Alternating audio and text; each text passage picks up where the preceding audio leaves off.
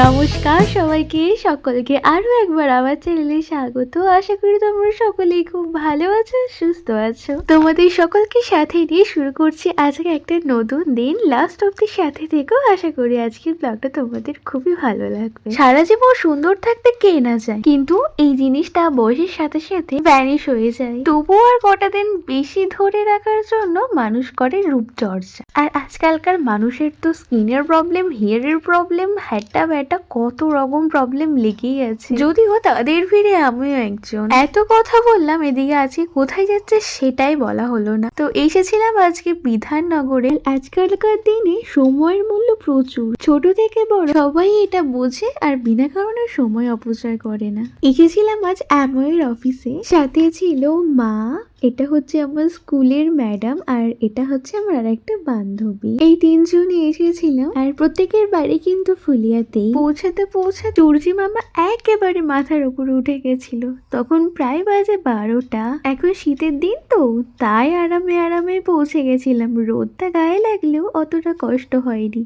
এই যদি গরমকাল হতো, জান বেরিয়ে যেত। আমরা গিয়ে দেখি তখনও সেরকম একটা লোক ছিল না। তারপরে আস্তে আস্তে সময় বাড়ার সাথে সাথে লোক সংখ্যাও বাড়ে। আর ততক্ষণে স্যার ম্যাডামরাও চলে আসে। দেখেছো, এটাই মিস হয়ে যাচ্ছিল। আমাদের কফিও দিয়েছিল। মেন প্রবলেম তো আমার হেয়ারে, স্পেশালি এটার জন্যই আমি গিয়েছিলাম। কিন্তু ওখানে গিয়ে দেখলাম এখানে হেলথ, স্কিন, হেয়ার সমস্ত রকমের ট্রিটমেন্টই হয়। স্পটে পৌঁছে আমাদের সিদ্ধান্ত চেঞ্জ হয়। গিয়েছিলাম তো আমি আর মা, তো মা আমি দুজনেই চেক আপ করিয়েই নি। আর এখানে দেখছো না আমার মুখটা একদম ছোট্ট হয়ে গেছে, তারও কারণ আছে। হাইট আন্দাজে আমার ওয়েটটা অনেকটাই বেশি, আমি নিজে বুঝতে পারি। সকালে যে একটু মাঠে যাবো, এক্সারসাইজ করবো, সেটারও কোনো উপায় নেই। দিন দিন খাচ্ছি আর ওজনটাও সাথে সাথে বেড়ে চলেছে। কি যে করি আমি আর বুঝতে পাই না, জানো। আমাকে আমার বাড়ির লোক সবসময় বলে যে তোকে বেশি রোগা হলে ভালো লাগবে না দেখতে, তুই এখন যেমন আছিস ভালো আছিস,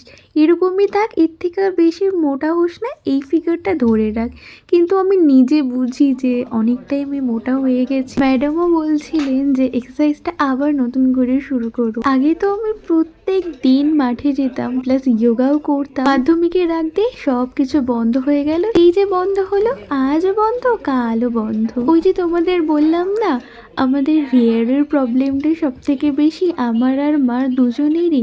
তো দুজনেরই হেয়ার ট্রিটমেন্টটা হলো। মার আর আমার দুজনেরই ড্যান্ড্রফের প্রবলেম। আর এই শীতকালটাকে আমার ভীষণ ভয় লাগে, জানো তো, এতে আরো বেশি বাড়ে। আর স্কিনের কথা যদি বলো, ওই ভগবানের আশীর্বাদে ঠিকঠাকই আছে। কিন্তু রিসেন্ট এই 1-2 মাস হলো দেখছি এত দিন ধরে যে প্রোডাক্টগুলো ইউজ করে আসি, সেগুলো মাখলেই না কিছুক্ষণের মধ্যে দেখি সারা মুখ ছোট ছোট র্যাশেস বেরিয়ে যাচ্ছে। কি যে হয় আমার সাথে আমি বুঝি না।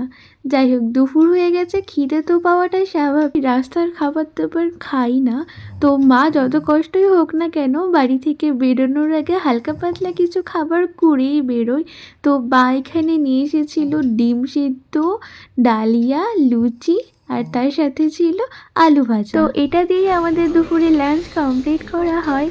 তো এখানে চলে এসেছিলাম কয়েকটা প্রোডাক্ট নিতে, মানে আমার চুলের জন্য, আমার আর মায়ের চুলের জন্য যে সমস্ত প্রোডাক্টগুলো ম্যাডাম রেকমেন্ড করেছে, সেগুলো এখান থেকে একেবারে নিয়ে নেওয়া হচ্ছে। তো এগুলো নেওয়া কমপ্লিট হয়ে গেলেই আমাদের বাড়ি যেতে হবে। মানে কি করে যে একটা গোটা দিন শেষ হয়ে গেল চোখে নিমিষে বোঝাই গেল না। তো যা যা দরকার ছিল সমস্ত কিছুই নিয়ে নিয়েছিলাম। তারপরে আমি আর আমার ওই বান্ধবীটা ভাবলাম যে ওখানে তো ম্যাম আর মা কথা বলছেনই, তাহলেই চল আমরা একটু সামনে থেকে ঘুরে আসি। সারাটা দিন তো ভেতরেই কেটে গেছে, বাইরে তো বেরোনোই হয়েছিল না।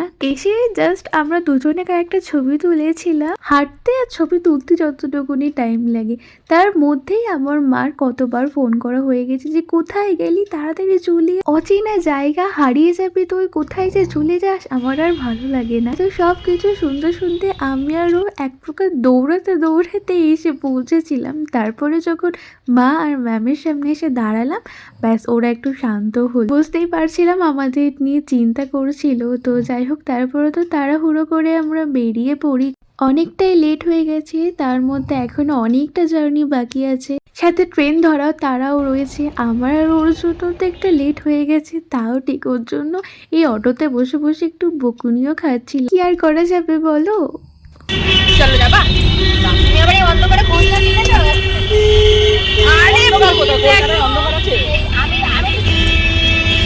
এই সব লাইটে ভীষণ ছবি হয় বল তাহলে। দারুণ হয়। অবশেষে ট্রেনে উঠে পড়ি। তো আজকের ব্লগটা এখানেই এন্ড করছি। দেখা হচ্ছে অন্য কোনো ব্লগ। ততক্ষণ টেক কেয়ার, এভরিওয়ান, বাই।